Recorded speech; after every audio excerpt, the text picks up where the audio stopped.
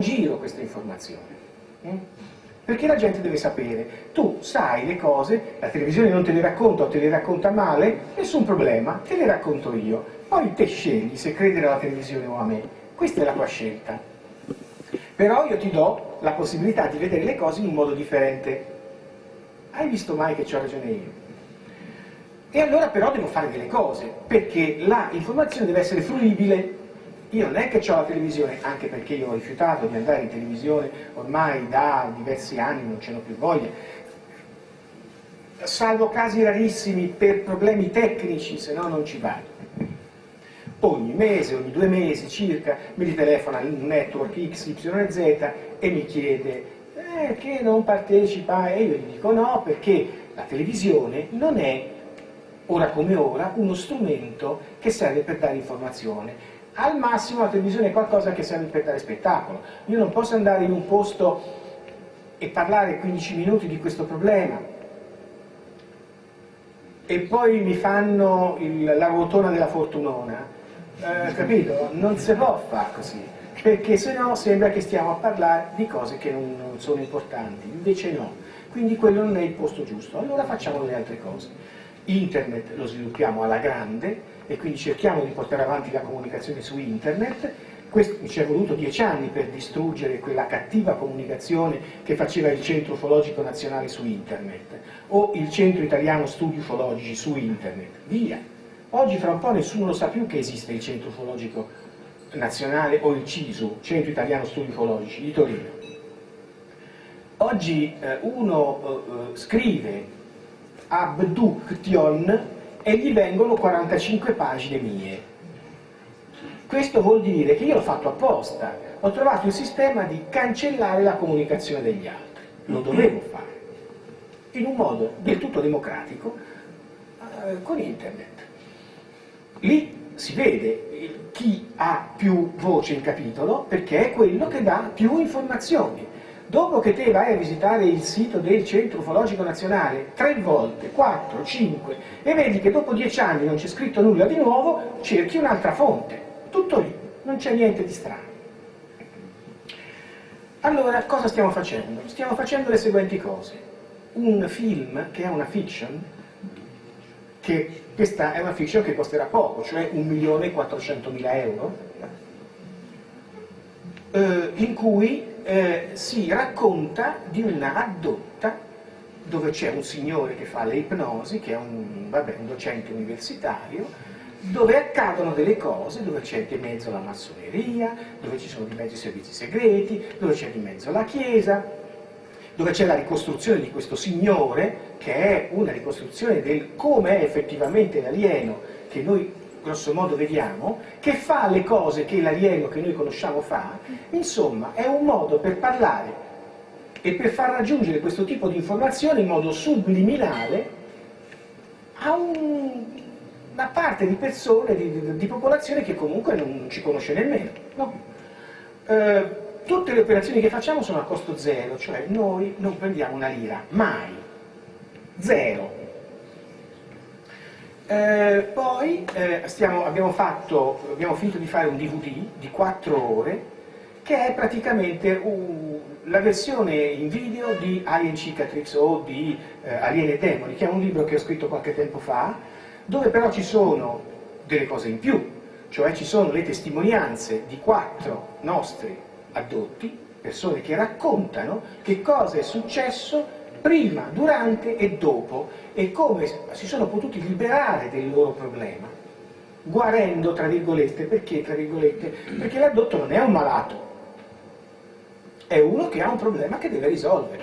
Quindi non si può curare, come dicono gli psichiatri americani, gli addotti, non si può curare un non malato perché non guarirà mai dalla sua malattia, non è malato, che deve guarire. Invece gli fai capire che ci sono delle cose diverse, che può risolverli con delle tecniche che noi abbiamo messo a disposizione. Probabilmente riusciremo con una nuova edizione di Alieni e Demoni per Natale, probabilmente,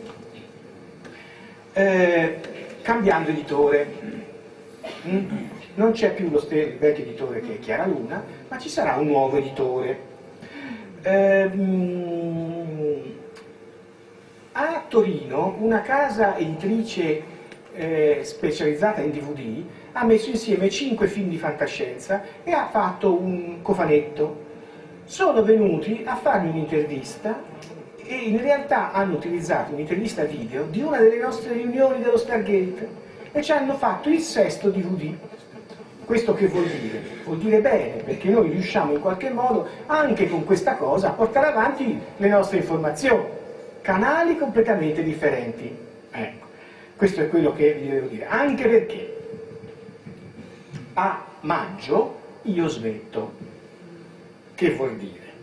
Vuol dire che con 2 opzioni, che non ho ancora deciso quali saranno, per 6 mesi io scompaio dalla faccia della terra, nel senso che porto avanti sempre i siti, scriveremo gli articoli, mandiamo avanti le nostre ricerche, ma devo bloccare almeno per il 99%, se poi ci sono dei casi complicati che dobbiamo risolvere, li risolviamo, le ipnosi regressive.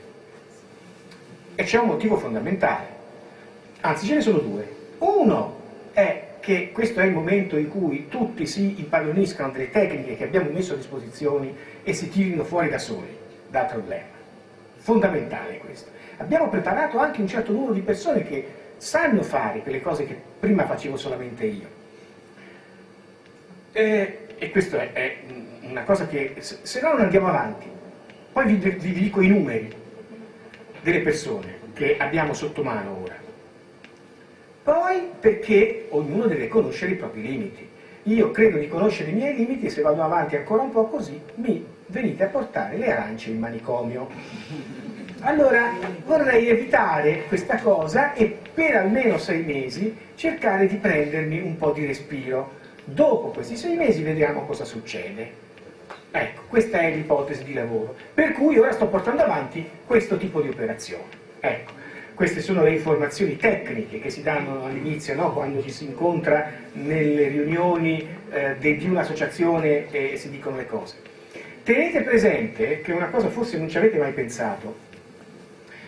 Noi abbiamo la banca dati più grande del mondo sul problema dell'adduzione. La banca dati più grande del mondo. Cioè, noi, poveri disgraziati del gruppo Stargate, alla fine dell'anno, solamente con la banca dati di UFO Machine, cioè di uno dei 2 siti, siamo in grado di approfondire molto bene da un punto di vista statistico la qualità e la quantità delle risposte di migliaia di persone che ci hanno mandato i loro test di autovalutazione e fare quindi una valutazione che è meglio di 10 exit poll, perché abbiamo i numeri e la statistica con i numeri è una scienza esatta. In Italia, noi, gli unici nel mondo, perché si pensa sempre agli americani, no? Quando il telegiornale dice gli americani hanno scoperto una cosa interessante, il telegiornale, e subito dopo sparano una cazzata allucinante. Non so se vi ricordate, per esempio, che gli americani della Pampers a un certo punto, quella che fa i pannolini, avevano scoperto che i bambini facevano la pipì in un modo diverso dalle femminucce. Dopo 2000 anni. Ecco, questo è il modo che il telegiornale ci manda le notizie, quindi quando gli americani hanno scoperto qualcosa, la grande ricerca, metteremo subito a ridere perché. Invece questa volta la ricerca seria l'abbiamo fatta noi, in Italia. Non solo, ma va sottolineato un altro aspetto della questione. Noi siamo gli unici nel mondo ad aver creato, dopo aver studiato il fenomeno dell'adduzione, per quanto si possa criticare lo studio nel bene e nel male, siamo gli unici ad aver creato un sistema per uscirne nel mondo, gli unici. Ecco, perché a volte, sai, si pensa sempre agli altri, invece noi poverini abbiamo potuto fare questa cosa proprio perché abbiamo potuto lavorare su centinaia di persone che ora sono diventate migliaia. Arrivano 300 test di autovalutazione al mese. Cioè, come si fa a rispondere a 300 test di autovalutazione al mese? Tra Senti Storia, che è il secondo sito che abbiamo, UFO Machine, e